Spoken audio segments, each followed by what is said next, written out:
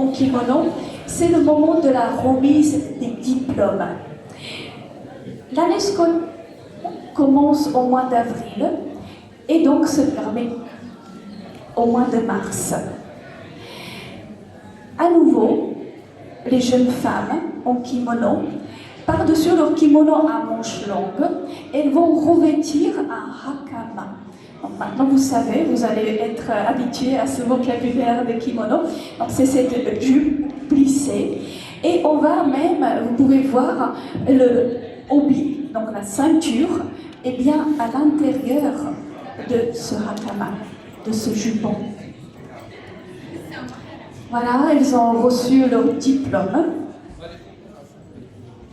Et je voulais juste ajouter un petit mot. L'université, le moment à l'université, c'est un moment de grande liberté pour les Japonais.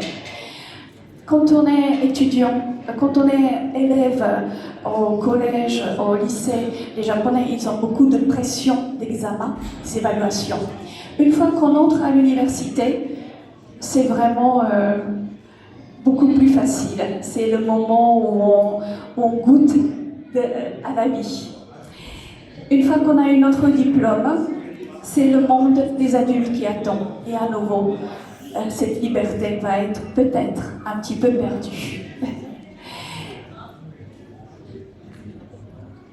Bien sûr, le mariage Shinto, est également un moment où les Japonais vont se revêtir dans la tenue traditionnelle. Alors, je vais vous dire quelques mots. Donc, vous avez ici des mariés, donc la mariée en blanc, le marié, Miko, qui sont les assistantes prêtresses de prêtre Shinto principal, et ici vous avez des musiciens. C'est la musique traditionnelle japonaise qu'on appelle gagaku. Donc vous avez une flûte traversale et vous avez cet instrument qu'on appelle sho, qui est un orgue portatif. C'est comme un orgue. Au Japon, avant l'échange des alliances, il y a ce rituel qu'on appelle Sansan-kudo. Les mariés vont boire 3 fois 3 coupes de saké dans des tailles différentes. 3, c'est un chiffre, tous les chiffres impairs, le 3, le 5, le 7, sont des chiffres porte-bonheur. Et le maximum, c'est 3 fois 3, qui est 9. D'abord, c'est le mari qui va boire. Et de la même coupe, c'est la femme qui va boire. La petite, la grande et la plus grande. Pour augmenter le bonheur, pour augmenter la bonne fortune. Ces 3 coupes symbolisent le passé, le présent et le futur qui vont partager dans la joie et dans les peines, éternellement. Après la cérémonie, ils vont faire, comme chez nous, les photos souvenirs. Donc vous voyez, la mariée, elle porte le kimono blanc qui s'appelle Shiromoku, entièrement blanc. La blancheur, comme au Japon, comme chez nous, c'est le symbole de la pureté. Par-dessus sa coiffe compliquée, elle a cette coiffe.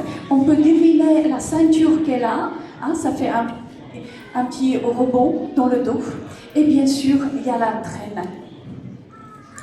C'est seulement après la cérémonie où par-dessus son kimono blanc de la mariée, elle va vêtir un kimono, bon vu, sur Madame Monet, sur le tableau de Claude Monet. Vous voyez, c'est presque le même avec des grues. Donc là, vous pouvez voir cette coiffe compliquée de mariée, traditionnelle.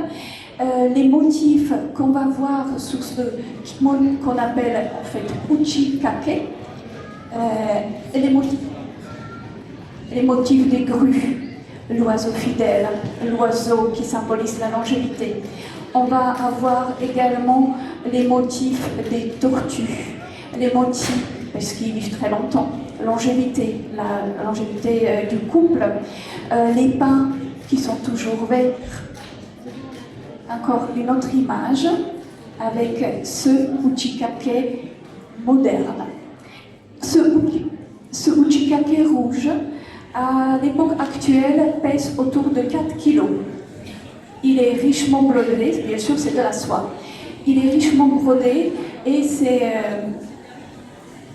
avec la traîne que vous pouvez voir. C'est vraiment très lourd, 4 kilos imaginez. Dans ma collection, j'en ai un qui date de l'époque Meiji et qui pèse seulement 1,350 kg. Je me demande même, est-ce que la soie autrefois n'était pas de meilleure qualité? Est-ce que les papillons dans l'environnement de l'ère Meiji n'avaient pas plus de l'air pur pour fabriquer une soie d'une autre qualité? Alors, ce uchikake de ma collection, je l'ai appelé le Di de Genji. Le Di de Genji est un roman qui est l'essence de la culture japonaise. C'est un roman qui a été écrit à l'époque Heian, donc nous sommes au XIe siècle, et il est tout simplement la quintessence de la littérature japonaise et même de la culture japonaise.